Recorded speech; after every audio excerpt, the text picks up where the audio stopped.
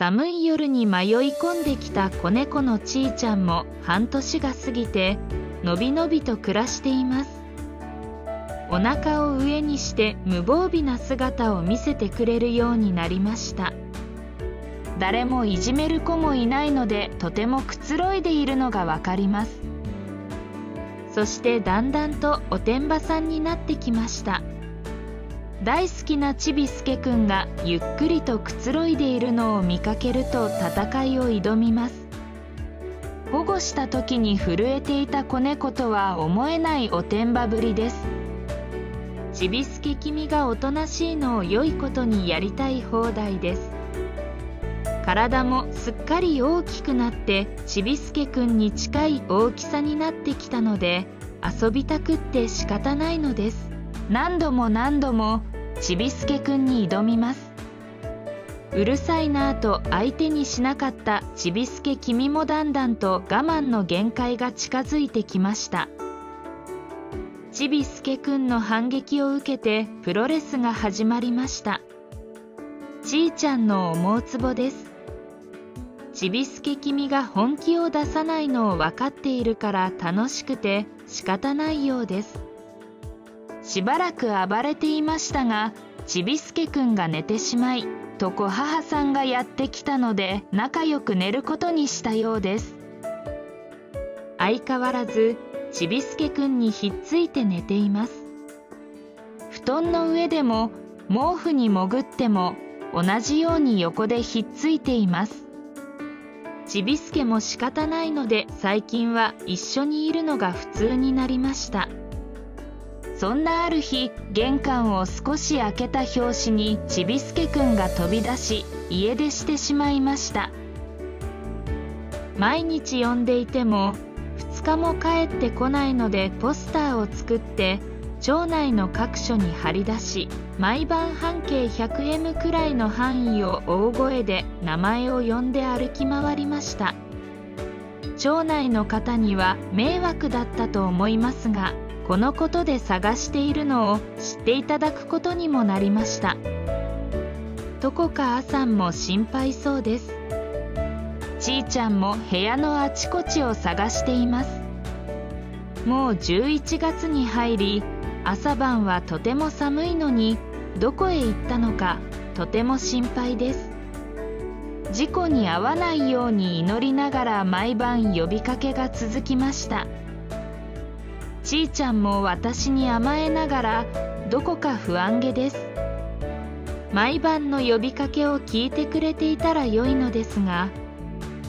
不安な毎日を過ごして2週間経った時にポスターを見て連絡してくれた方がいました。自宅から直線距離50メートルほどのお宅で、よく似た猫が裏庭を歩いていたとのことです。早速お伺いして話を聞きました。隣の方にも声をかけてくださり、ベランダから入りたそうにしていたから野良ではないと思うと聞きました。よく似た野良もいるのですが、きっと飼い猫だと思うから次に見たら電話すると約束いただきました。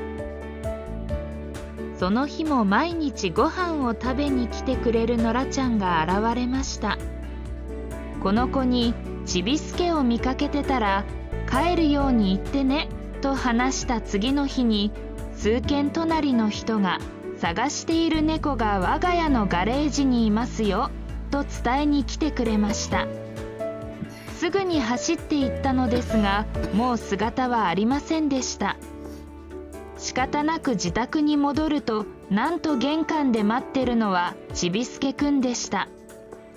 声をかけるとなぜか飛んで逃げます。玄関を開けてちびすけと呼びかけると、すごい勢いで走って家の中に戻りました。抱き上げても表情がきつく、まだ緊張が解けないようです。早速ご飯をガツガツ食べて、おやつも食べてなやっとベッドでくつろぎ始めました。なんだか情けない顔をしています。野良の過酷な日々を思い出しているのでしょうか。私に甘えて離れません。赤ちゃん返りしたように手をつかんで子猫のような仕草です。ちーちゃんもちびすけくんが帰ってきたので嬉しいのですが、姿はちびすけなのに違う匂いがするようです。少し引いて不思議そうに眺めています。近くに行こうか悩んでいるようです。だんだんと近くに寄っていきますが、少し離れて寝ています。ちびすけは超甘えたになって私の膝から離れません。子猫の時のように膝で丸くなっています。それを下から不思議そうに眺めているちーちゃんです。そんな日々も2日ほどですぐに元通りに仲良くひっついて寝ているようになりました。ちびすけ君も以前のように嫌がることもなく、一緒に寝ていると安心するのか、すっかり仲良しになりました。2週間の野良生活はちびすけにとって恐怖と過酷さを体験して、自宅の平和な生活のありがたさが身に染みたようです。疎ましく感じていたちーちゃんが近くにいることも、温かさと安らぎを感じるのかもしれません。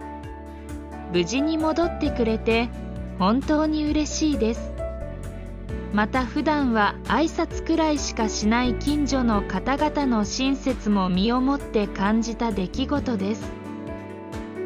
近所には猫嫌いな人もいるのですが、ほとんどの人はそんなことはなく、困っていると助けてあげようと思ってくれているんだと、ちびすけだけでなく、私も創作で人の親切など多くのことを学びました。いつも来てくれているノラちゃんも、きっとちびすけに帰宅するように助けてくれたんだと思いました。彼はこの数年間、毎日来てくれているのですが、私を見ると駆け寄ってくれます。足が悪いのでそんなに速く走れないのですが、嬉しそうに寄ってきてくれるのは嬉しいものです。お礼においしい缶詰を食べていただきました。そんなみんなの協力で無事に帰宅できて、ちーちゃんと仲良く寝ている姿を見ることができるのは本当に嬉しく思います。ちーちゃんも寂しかった2週間分を取り返すようにべったりとひっついています。ちびすけくんは妊娠した母さんを保護して我が家で生まれたので、外の厳しさを知りません。ちーちゃんは子猫の時に保護したので、外の怖さが身についているから外には出ません。ちびすけも今回のことで怖さを知り、お互いに安全な場所にいることで安らぎを感じているのかもしれませんね。結果オーライですが、2週間の間心配でどうしているのかと気をもんだことを思うと、こんな経験は申したくありませんね。今まで多くの保護猫と暮らしていますが、ちょっとの油断で外に出てしまって帰れなくなった猫が何回かいます。結局は全員帰宅できたのですが、その経験を少しお話ししてみようと思います。とりあえずポスターを作成して20枚以上を貼ったのが一番効果的でした。これで連絡いただいたことが発見するのに大きく役立ちました。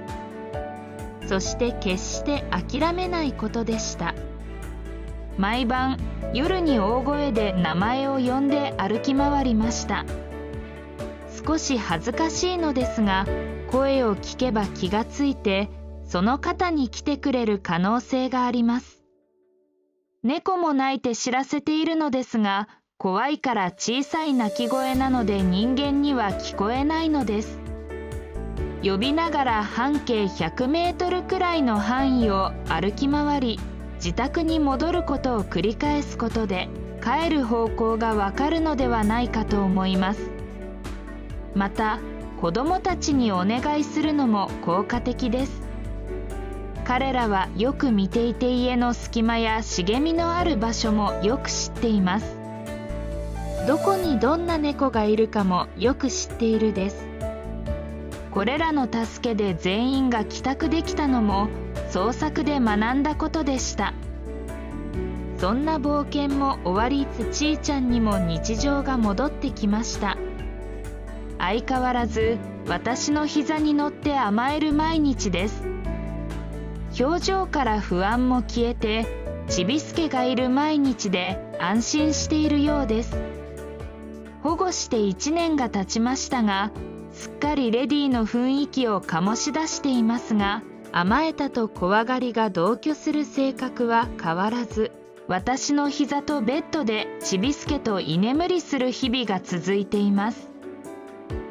寒い夜に泣きながら事務所に入ってきて、ご飯をガツガツ食べ、抱き上げても震えていた子猫も、すっかり家猫になってみんなと平和に過ごしています。これからも他の子の物語を紹介していきたいと思います。